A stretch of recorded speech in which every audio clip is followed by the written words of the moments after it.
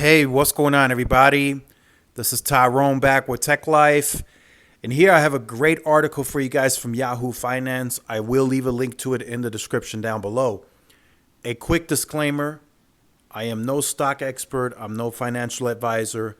So don't go and buy or sell stock based on anything that I say in this video. It's an opinion piece, although I do strongly believe some of the points that I'm going to cover in this video, but just a disclaimer for you guys. So the title of this article, Should You Invest in AT&T Based on Bullish Wall Street Views? So recently, as of actually maybe today or yesterday, AT&T received an upgrade. Now, looking at it from a point of view of an investor that wants to potentially further invest in AT&T's future, I think, and I truly believe in this, you have to be sold on the fiber story. You have to really be understanding that and grasp that concept of where AT&T really wants to take this fiber. I said it in a previous video, AT&T wants to be the #1 biggest fiber home broadband provider in this country. That is their goal. They have not disclosed that publicly, of course, but you can see where it's headed. You can see the amount of money that AT&T is investing. So you can see where they're heading. You guys have heard my opinion on the M&A space for AT&T, which stands for merger and acquisition. I said in the previous video, they're done with merger and acquisition on wireless. If they are going to do another big merger or acquisition, it will be on the fiber side. And that's not to say, again, that their wireless business is done, but they are not focused on it. They themselves told us publicly that they are no longer going to compete on wireless beyond what they're doing today. They internally, I've asked a few people, AT&T just believes that it's a race to the bottom. As soon as another MVNO enters the market, there's a price drop. Soon, eventually, hopefully, Dish will get off the ground and they will get started in the space competing. They will be disruptive and drop price. AT&T is not going to go for that. They're not going to lower prices anymore. They're done with that. And that's why they're kind of shifting and pivoting, because they believe that they maxed out on wireless. They have no real answer for cable. And in markets where they're still heavily reliant on DSL in certain neighborhoods, they have no answer for fixed wireless access, because in the urban core, they themselves don't offer it. For an example, and I'll just throw this in, again, that's just what I'm seeing anecdotally. I'm not saying this is happening in a widespread area. I'm in a mid-sized market, El Paso, Texas. In the new neighborhood that I moved to, AT&T is DSL only, the entire street up and down. They lost. That is a losing scenario no matter how you flip it, turn it, or twist it.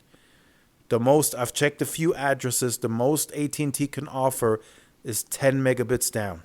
That is it. Fixed wireless access from T-Mobile and Verizon beat that all day long.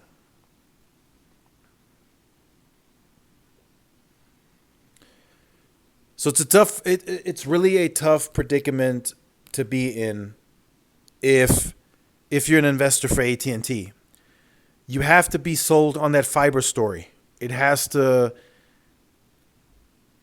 really motivate you to really continue investing in AT&T. It has to be fiber. It can't be wireless. They are not talking it up to be this big massive upside for them, because it's not going to be. If you look at T-Mobile, and I'll just throw that in as a small example, you listen to them, you're going to invest in their wireless future. You're not going to invest in anything else from T-Mobile, because wireless is where the upside is. They have huge upside in rural small markets. They have upside in enterprise government. They still have more upside to get in the top 100 markets. That's where your money should be going. Right? It's going to T-Mobile pure wireless play.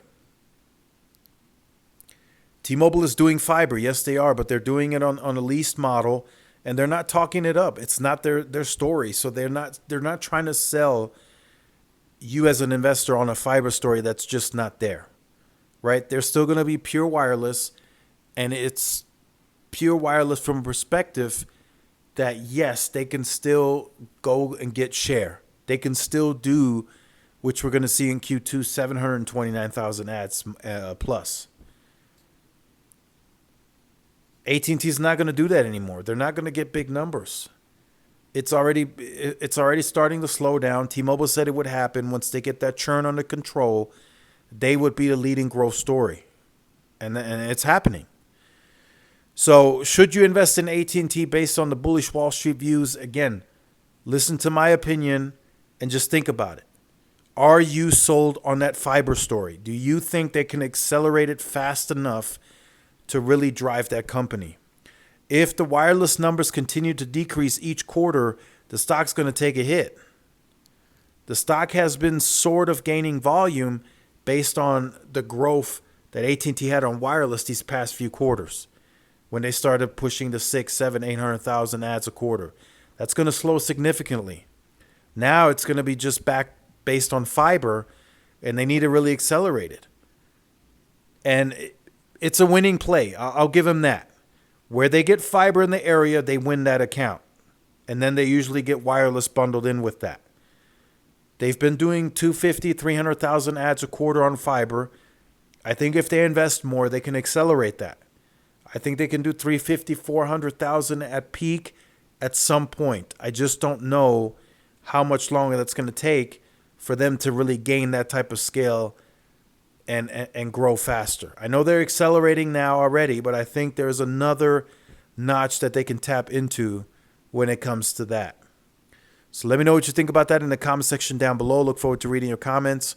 Make sure you guys stay tuned to the channel for more, and I will see y'all in the next one. Peace.